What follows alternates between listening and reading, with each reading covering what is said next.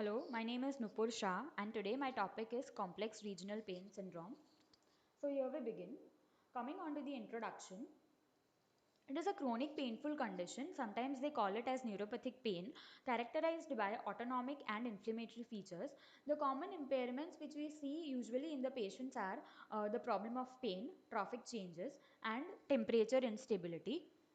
Coming on to the pathophysiology, what is the pathophysiology? When the patient has suffered from any recent trauma or injury or even a recent surgery, at that time the sympathetic nervous system of the brain gets activated and it releases the neurotransmitter called norepinephrine. Because of this release, there occurs vasoconstriction of the blood vessels which causes pain and swelling, and this cycle will go on and on in the body, developing chronic CRPS one day. Causes. First, coming on to the musculoskeletal causes, they are fractures, sprains, surgery, dislocations, immobilization, deep vein thrombosis, or mastectomy. Peripheral nerves means the neural causes are the injury to the peripheral nerves or the brachial plexus. Then CNS causes such as the problem of stroke or traumatic brain injury. Then visceral causes are it can also occur after MI, and idiopathic, that means 10% of the cases for CRPS are idiopathic, which means it has no cause. Clinical features, the clinical features are divided into type 1 and type 2. Type 1, the name they have given is RSD, that is reflex sympathetic dystrophy. This was the old name which they have given. The recent name is CRPS. What are the features of type 1? The main difference between the type 1 and type 2 is type 1 is non-nerve injury, that means there is no nerve injury origin, and in type 2, that is nervous origin, it has nervous origin injury. So coming on to type 1, it develops after the noxious event or immobilization.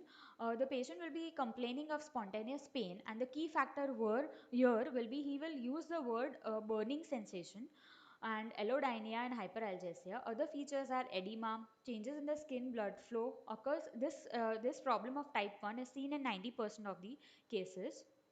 Coming on to type 2, here the name given is causalgia, and it develops after the nerve injury. It is not limited to the territory of the injured nerve, which means it can spread elsewhere apart from the injured nerve. The other features are same, that is pain, edema, allodynia and hyperalgesia. You can see the picture here.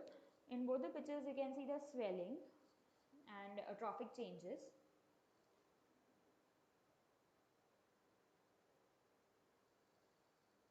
Same thing you can see in both the pictures.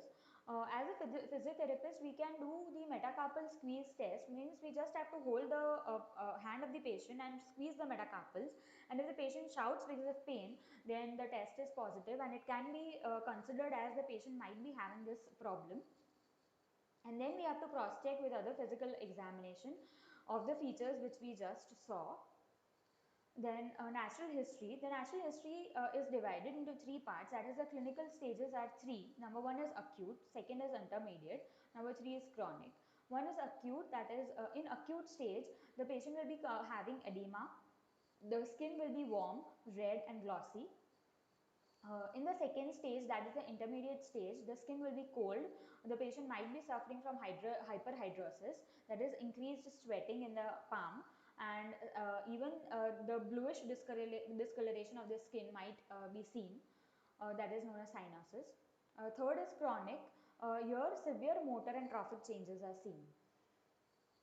Diagnosis is generally made by the clinical examination, and we can see two things in the patient, that is allodynia and hyperalgesia. What is allodynia? The painful stimulus from a normal stimuli might be very painful, means it is not, in reality it is not a painful stimuli, but still the patient will complain of pain. And what is hyperalgesia? Increased pain from the painful stimuli, means the patient will be feeling more than normal. PT management for pain and edema, we usually give the electrotherapeutic modalities such as IFT or TENS. Then retrograde massage can be given, and we usually elevate the part, and compression sleeve or a glove can be given to relieve the edema.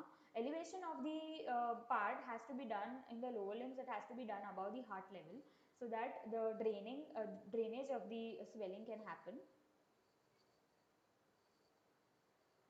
Desensitization techniques is one of the treatment used for CRPS, and we can use it. So here different types of textures are used, and we just have to rub those textures on the skin of the patient for approximately 30 seconds to 1 minute, and likewise we have to do with each and every texture whichever is available at with that particular time, and we have to ask the patient to repeat it twice or thrice in a day. So even a vibrator can be used, and rapid or slow vibration can be given. Then we can ask the patient to dip the hand into the dry rice or kidney beans, or just the sand, and just move the fingers or just move the part which is dipped. Then allow cool or warm water to run over the area. Means we can just apply cool water or warm water over the area, that is ice pack or moist heat can also be given instead of water. Here you can see different textures are moved over the patient. Now, in the first slide, you can see the lofa, which is the patient is rubbing with the normal hand on the affected part. In the second, he is moving the affected part into some snack box. And in the third, they are using the vibrator, which is being run on the which is being applied on the forearm. And here you can see the brush with which he is stroking over the palmar aspect of the forearm. So likewise we can give desensitization techniques, which is useful to desensitize the nerves, and the patient might feel reduction of pain after subsequent sessions. And the treatment of CRPS apart from this PT management will be consisting of pain relief medications, and the entire interdisciplinary team will be working for the treatment of such kind of patient. Thank you.